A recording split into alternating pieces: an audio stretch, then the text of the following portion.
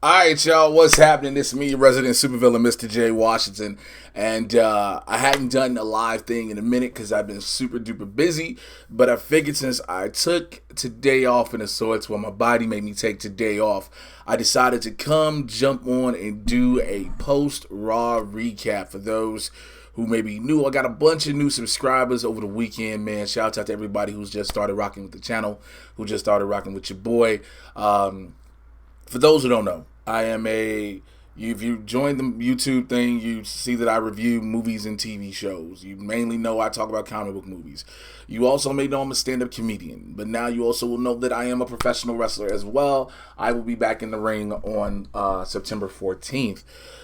That on top of a whole list of other things. But yeah, so I was watching Raw, and I always wanted to be able to interact with people. It's cool doing things on Twitter as stuff happens, but I figured why not come and go live and talk to the people straight up here in YouTube, and then I will be in the chat. Also, if you're in the chat and I don't see you, please know the super chat is the best way to get my attention. It's a donation. I will acknowledge your donation. I will thank you and show you how grateful I am, acknowledge you, and spend a lot more time on your question or comment that you have through the super chat. My overall thoughts on Raw tonight, it was a solid show. It was a very solid show. I think heading forward, I know the show we have to be looking forward to heading forward more so is SmackDown, but under the direction, if you will, or guidance of Paul Heyman, I like what this show is doing. Sometimes things may seem a little bit conflicting, a little bit confusing, but they put you on a track. Like the way this show opened with the whole with the contract signing, and then the OC and AJ calling out the WWE's booking was like, yo, Braun Strowman became the #1 contender just by looking at the title. And I was like, yo, nobody else thought about that either. Like, that shit is real. Like, Braun Strowman ain't beat nobody. He ain't had no matches. It wasn't no altercations. He just saved Seth Rollins, was like this, and was like, pretty shiny #1 contender. And that's what happened. But AJ saying, if I don't get what I want, the OC doesn't get what he wants, nothing happens. Here's an issue I kind of have. I tweeted about this as well. If you follow me on Twitter, which you should be at Mr. J Washington, MRJAY, you should know that's about Washington. I said what it looks like may happen. I don't think we will have a one-on-one match with Braun Strowman versus Seth Rollins for the Universal Championship at Clash of Champions. I think somehow, some way, AJ Styles will be interjected into this match, and it will be the United States Championship versus the Universal Championship. And what will happen is, if Braun is pinned, then everybody's cool. But if Seth is pinned, whoever pins Seth wins the Universal Championship. Whoever pins AJ wins the United States Championship. This way, you don't have to shoehorn an opponent for AJ, even though you're shoehorning him in this match, but you give him something to do. As far as the Raw tag titles, it's pretty self-evident that they're going to lose them, right? Like, they can't hold on to those belts. Braun and Seth can't hold on to those belts and then go probably the next match. Just, I mean, it wouldn't surprise me to see them do it. Excuse me. But who knows? But yeah, I think you're going to throw AJ in there because you need AJ to do something in this. What else was next? I wrote a lot of stuff down. Braun Strowman, yeah. Bobby Roode and Dolph Ziggler. Robert Roode, excuse me. Yo, the fact that you had a solid tag team in the club, in Gallows and Anderson, and in order to take the belts off of them to try to enhance the story of Braun and Seth, you put the belts on them, and then to make a challenger for them, instead of making the challengers directly the OC, I understand there's the no rematch clause joint, but instead of making the challengers the OC, what you do is you make Bobby Roode, I'm calling him Bobby Roode and Dolph Ziggler a team out of nowhere and make them run a gauntlet. That, to me, made no real sense. I understand we have makeshift teams that are always put together. I understand that lightning can strike in a bottle, a la the New Age Outlaws. However, this is just that's. I mean, again, it's literally set up so Seth and Braun drop these belts, right? But all right. Lacey Evans and Natalya, the best part of that whole match was, hearing Natalya say, "Lacey, you nasty bitch," and I was like, "Well, tell her how you feel, minus the cat ears." I don't know why I understand that Natalya is a veteran when it comes to the women. She's been one of the ones who's been around since the Divas, not even just the women's evolution, since the Divas. And I don't know, she's never just really grown on me. And I don't know, like Lacey Evans, I kind of get behind, but then at the same time I don't, because I realize she's still green. But Natalya is just somebody, like, I don't know, like I feel like she's serviceable as far as helping to move the division forward, not someone you will see carrying the division, if that makes sense. Like, a lot of people be like, what's the difference? Well, I don't see her being that focal point of the women's division, whether it's Raw or SmackDown, hell, even NXT.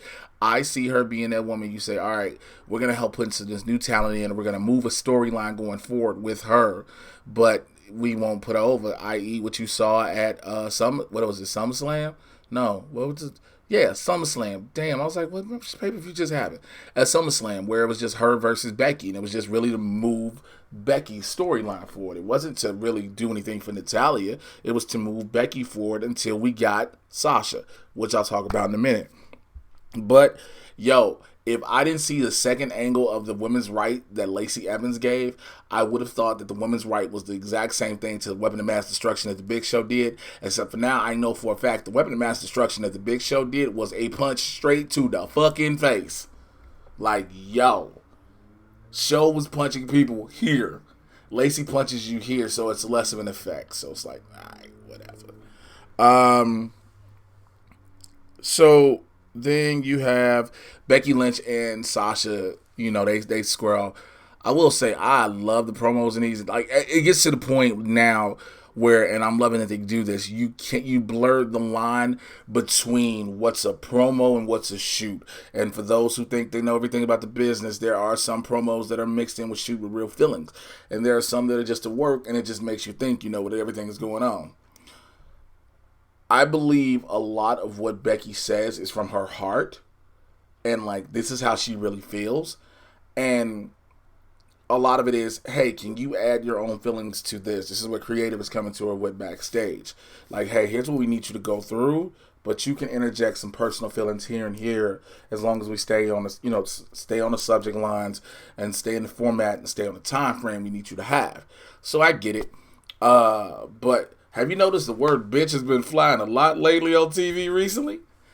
See, it's small things that let you know Paul Heyman's influence. Remember, we were super PG, super duper PG. And we didn't want to offend anybody. We didn't want to say anything that can go the wrong way, do anything. But slowly but surely, we're getting a lot of different things if you pay attention to it.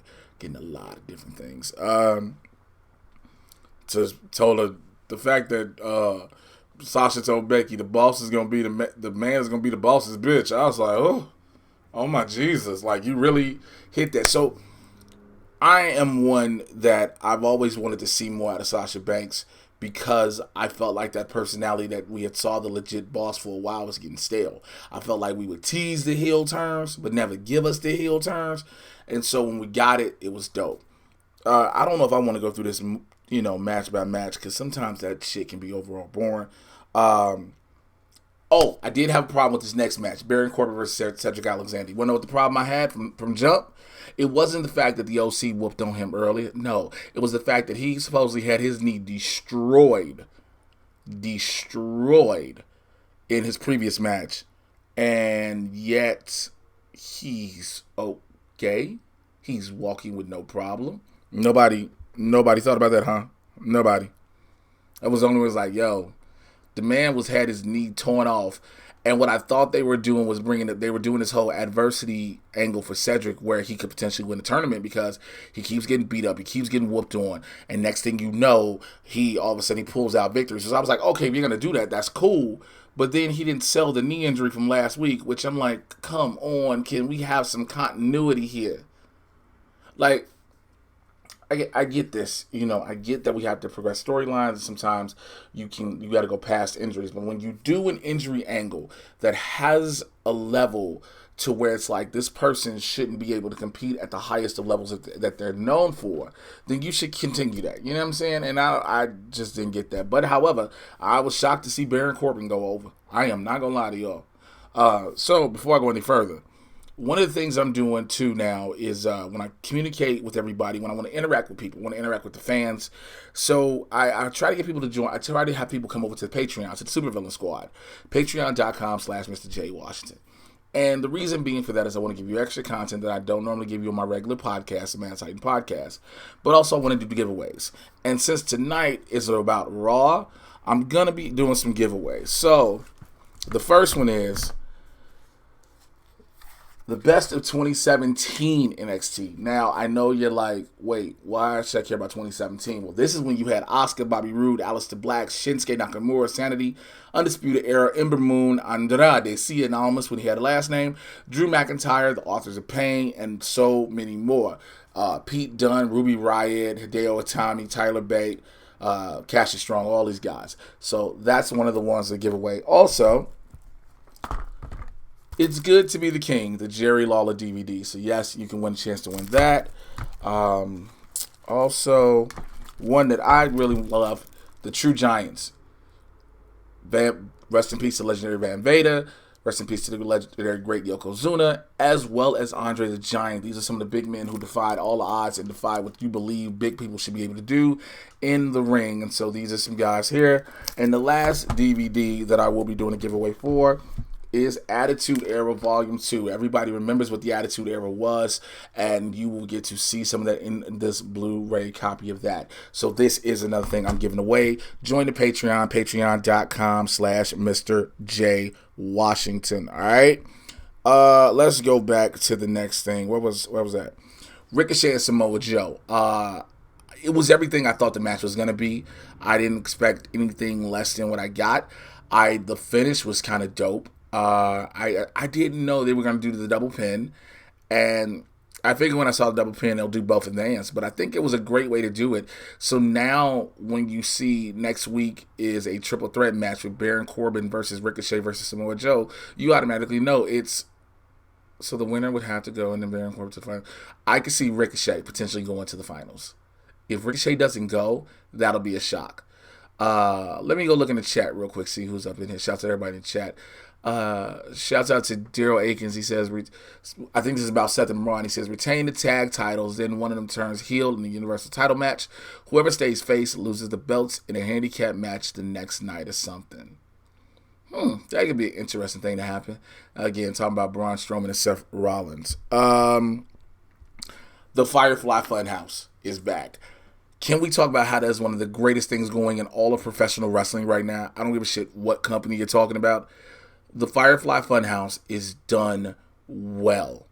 It is not overly produced. It is not overly developed. It is done just right. And I think that is credit to the creative mind of Bray Wyatt. The interchange of personalities. We finally got him to acknowledge Finn Balor.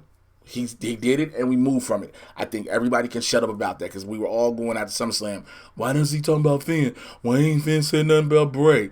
Now we got it. We move forward, and then now we know he's challenged one of them. So we're basically at Hell in a Cell are going to see the Fiend potentially become Universal Champion, right? There's no way you put the Fiend in a Hell in a Cell match for the Universal, because it's going to be Hell in a Cell. It's not going to be a regular match, or it may not be. Maybe a regular match, but there's no way you're going to put the Fiend in a high-profile match at Hell in a Cell for the Universal title and him lose.